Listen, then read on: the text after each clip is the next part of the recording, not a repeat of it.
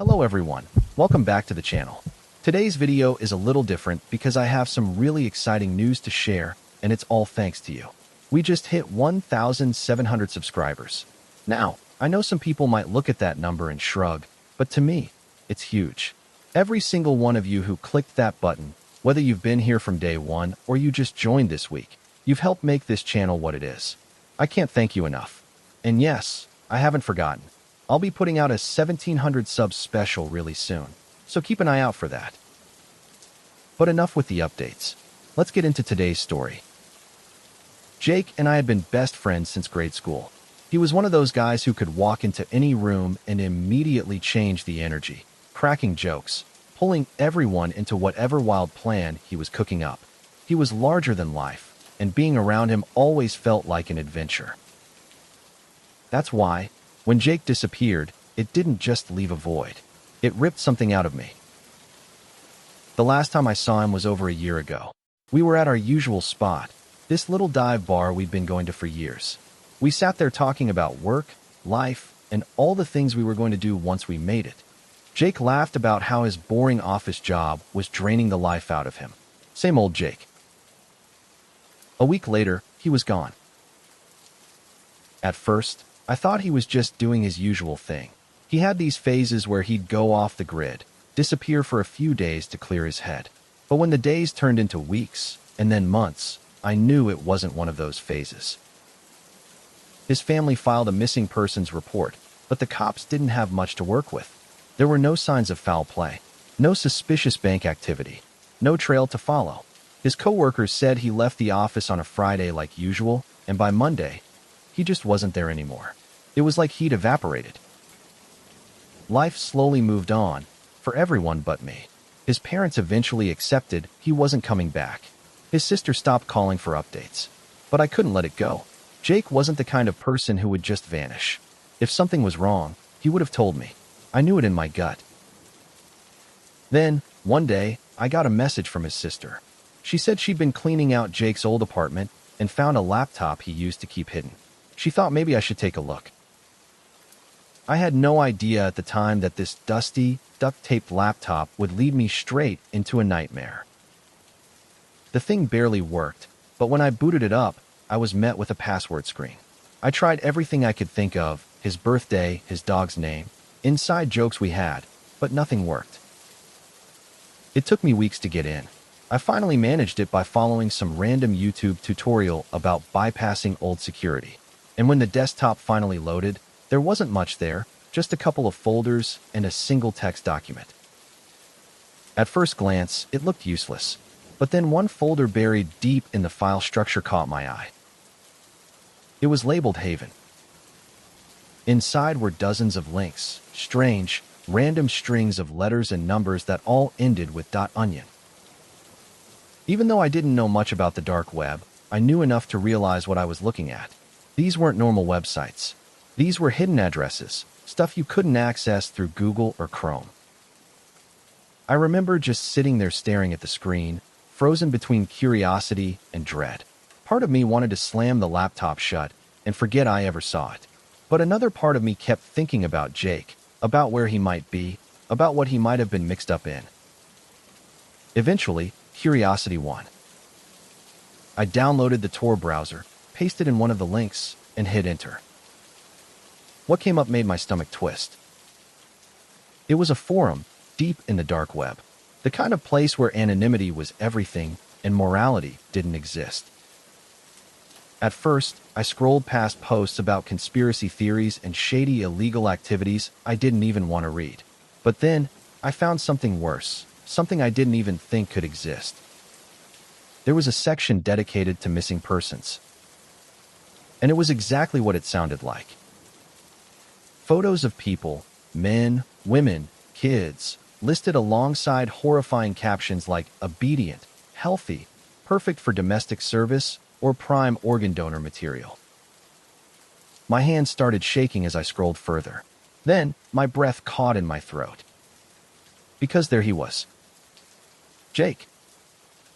The photo was grainy, poorly lit, but I knew it was him. The scar above his eyebrow. That crooked smile. I'd know it anywhere. The caption read, Male, 25. Intelligent. Strong build. Starting bid, 30 BTC. I froze. My chest tightened.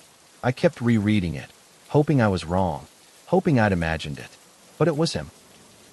Jake, my best friend, was being auctioned off like property. The first thing I did was go to the police. I showed them the laptop, the dark websites, Jake's listing. But they didn't take me seriously. The dark web is full of hoaxes, one officer said. It's probably just some sick prank. When I pushed them, they promised to look into it, but I could tell they thought I was just some desperate friend clinging to false hope. Even Jake's family didn't believe me. His sister was polite but clearly doubtful, and his parents wouldn't even return my calls. I was on my own. And if no one else was going to fight for Jake, then I had to. I spent hours researching how to move around the dark web without being noticed. I created fake accounts. I used VPNs. I read every guide I could find, but I knew I wasn't equipped to do this alone. That's when I came across someone named Voidwalker. They were a well-known user on one of the forums. People said they could find information for a price. I messaged them, explaining my situation. At first, they didn't reply, and I thought I'd been ignored. But then, days later, in the middle of the night, a message popped up. "What are you offering?" I didn't have much. I wasn't rich. I wasn't connected.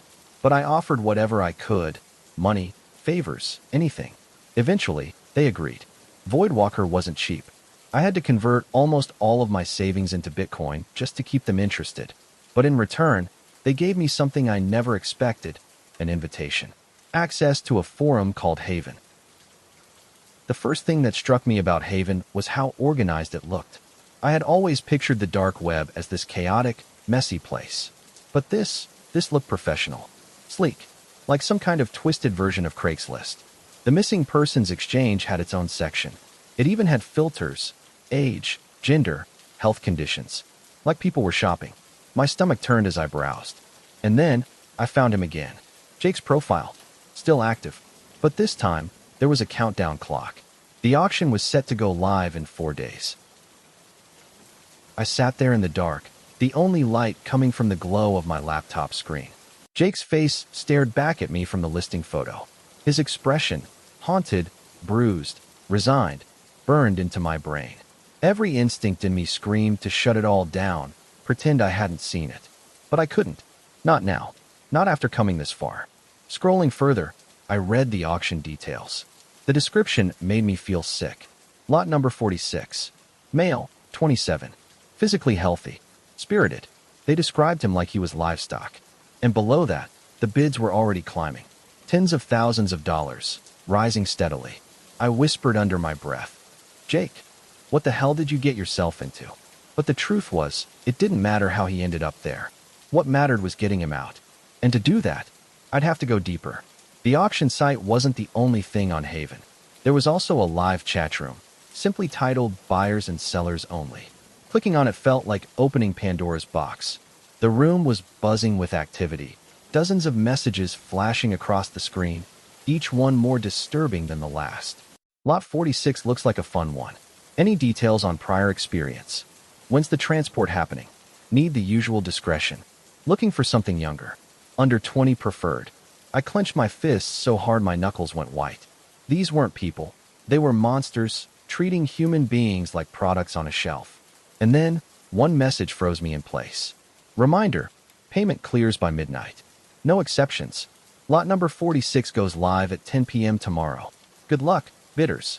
Jake. He had less than 24 hours. I couldn't stop myself. I typed into the chat. Who is lot number 46? Where is he being kept? How do I get him out? The reply was instant. Who invited the Boy Scout? A wave of laughter filled the chat. Another one of those heroes. They never last long. Good luck, buddy. You'll need it. And then, a direct message popped up. It was from someone with the username Auction Admin. It said only one thing.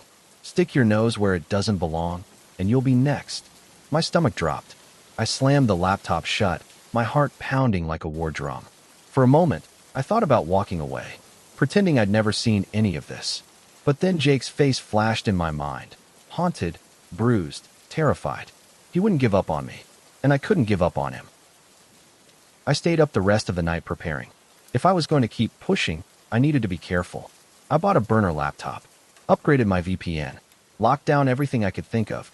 I gathered supplies, flashlight, a pocket knife, anything that might help me if things got dangerous. Because I had already decided I was going to do what the cops wouldn't. I was going to find Jake. The next morning, my phone buzzed with a text from an unknown number. Last warning. Stop now. Attached was a photo of my apartment building. They knew where I lived. My blood ran cold. Still, I logged back into Haven. If they wanted to scare me off, it wasn't going to work. To my surprise, I had a new private message. The username was Lot46Watcher. Looking for Lot 46? They asked. I hesitated. This could be a trap. But what choice did I have? Yes, I typed. Do you know where he is? There was a long pause before the reply came. Maybe, but I don't do charity. Info costs. My stomach twisted. How much? I asked. $2,000. Bitcoin. I didn't have that kind of money. But Jake's life was hanging by a thread. So I emptied my savings. Converted everything into Bitcoin. Sent it off. An hour later, a message appeared. Coordinates. A warehouse on the outskirts of the city. I drove there just before sunset, parking a block away and approaching on foot. The building loomed against the horizon like a tombstone. Windows boarded up, graffiti sprayed across crumbling walls. I circled the perimeter until I found a side door slightly ajar. Heart pounding, I slipped inside. The smell hit me first. Stale air, sweat, something metallic that made my stomach turn. And then I saw them. Rows of cages. Each one held a person inside. Terrified. Broken. Some barely whispering prayers. Others too weak to even move. Their muffled cries echoed through the shadows. But Jake wasn't there. A voice cut through the silence. Looking for someone? I spun around. A man stepped out from behind a row of cages, his face hidden behind a balaclava. He had a gun in his hand. You're after Lot 46, right? He sneered. Too late. He lunged toward me. Adrenaline kicked in. I swung my flashlight hard, cracking it against his head. He stumbled, firing a shot that ricocheted off the metal bars, sending sparks flying. Chaos erupted. The captives screamed, rattling their cages. I didn't wait to see if he got back up. I bolted, sprinting through a side door and into the night. Behind me, I heard shouting, then the roar of an engine. A van tore after me, headlights blazing. I darted into an alley, pressing myself into the shadows. The van slowed, its beams sweeping across the walls, but somehow it missed me. Eventually, the sound faded. I staggered home, battered, shaking, and empty. Jake wasn't there. I had failed. I reported everything to the authorities. The laptop, the warehouse, the cages. But by the time they checked it out, it was gone. The site vanished. The warehouse was cleared. No trace of anything. I realized, with a crushing weight in my chest, that I was on my own again. And now, I wasn't just looking for Jake. I was running for my life. Packing my belongings was harder than I expected. Every photo, every keepsake, every familiar item felt like an anchor to a past I could no longer afford. Because they knew where I lived. Every creak of the floorboards, every knock on the door made my pulse spike. I was a marked man, and if I stayed, it was only a matter of time before they came for me. So before sunrise, I left. No forwarding address. No goodbyes. I deleted my social media, changed my number, emptied my bank accounts, and I drove. I ended up in a small town several states away. One of those quiet places where everyone knows everyone. The diner closes at 8, and the loudest sound at night is the wind in the trees. It was supposed to feel safe, but for me, it was suffocating. Every sound, the chirp of crickets, a car engine on a distant road, felt like a threat. I took a job working night shifts at a gas station.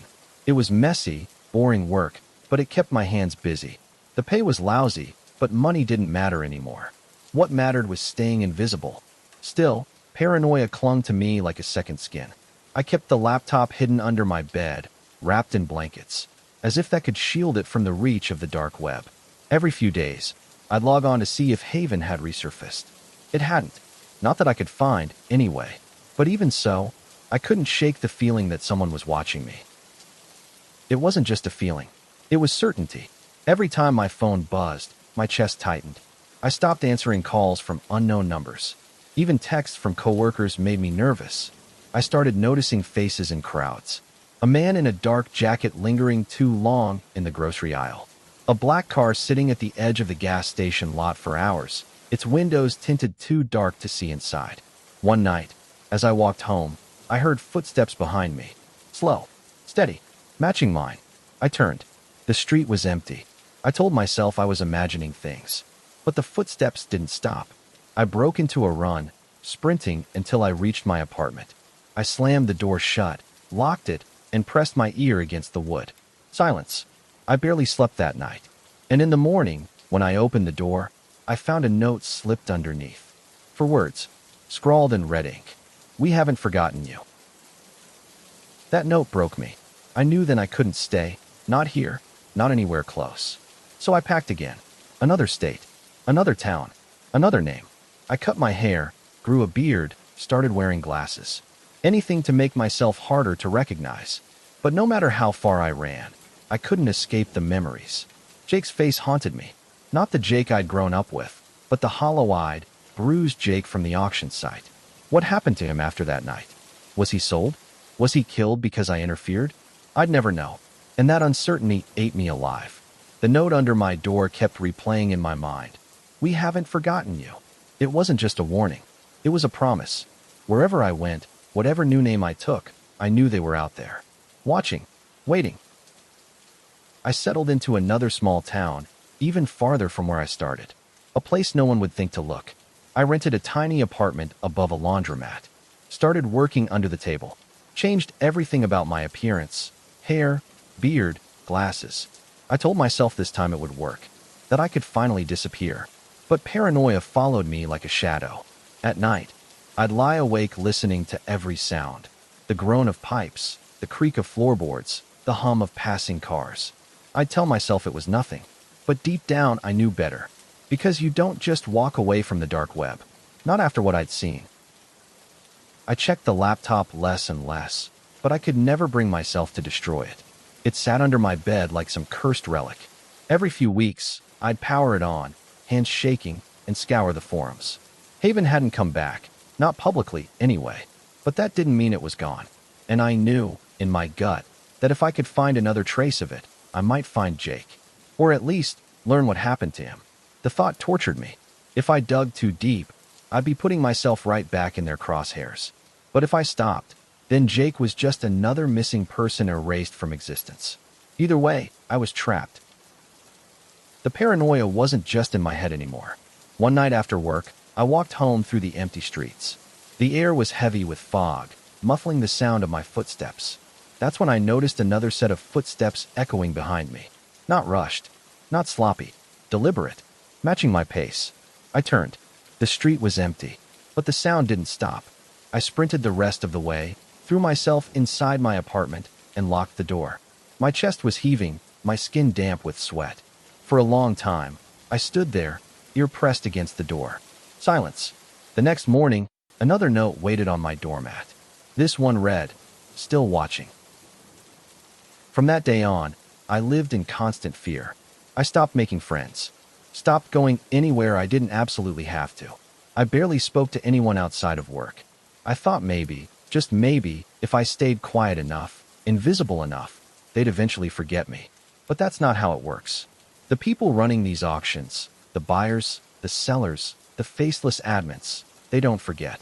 And every day I woke up with the same question pounding in my skull. How long until they come for me? Jake's face haunted me most at night. Not the Jake from our school days, not the one laughing over beers at the dive bar. No, what I saw every time I closed my eyes was the auction photo. His bruises, his hollow eyes, his forced, broken smile. Was he still alive somewhere? Was he forced into a life worse than death? Or had they killed him the moment I interfered? I'd never know. And that uncertainty was its own kind of torture. Sometimes, I wondered how many others had stumbled onto that nightmare like I had. How many people had tried to intervene, only to vanish themselves? How many had been sold, or silenced? I wasn't the first to go digging, and I knew I wouldn't be the last. Maybe that was the point of the notes. The footsteps. The car that always seemed to linger just a little too long outside my building. They weren't just keeping tabs on me. They were reminding me that they were everywhere, that no matter where I ran, no matter what name I took, they'd always be watching. Over time, the fear became a part of me. I stopped fighting it.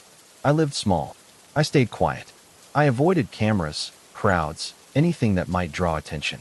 But no matter what I did, I couldn't shake the feeling that it was only a matter of time. Maybe one day they'll finally come knocking. Maybe I'll vanish like Jake did. Maybe someone else will find my laptop one day and go down the same rabbit hole I did, thinking they can save me. And maybe they'll end up just as broken, just as hunted. Because that's the truth no one tells you. Once you see behind the curtain, once you step into that world, there's no way out. I've replayed it in my mind 1,000 times. What if I hadn't opened that laptop? What if I'd never clicked those links? Would Jake still be gone, with me none the wiser? Would I have been better off not knowing? Maybe ignorance really is bliss. But I can't unknow it now. I can't forget what I saw. And I can't escape the fact that someone, somewhere, is still watching. Even now, as I sit here writing this, I feel it. Eyes on me. Maybe they're reading these words right now. Maybe they're laughing at my paranoia. Or maybe they're already planning their next move. The only thing I know for certain is this. No one escapes the dark web. Not Jake. Not me.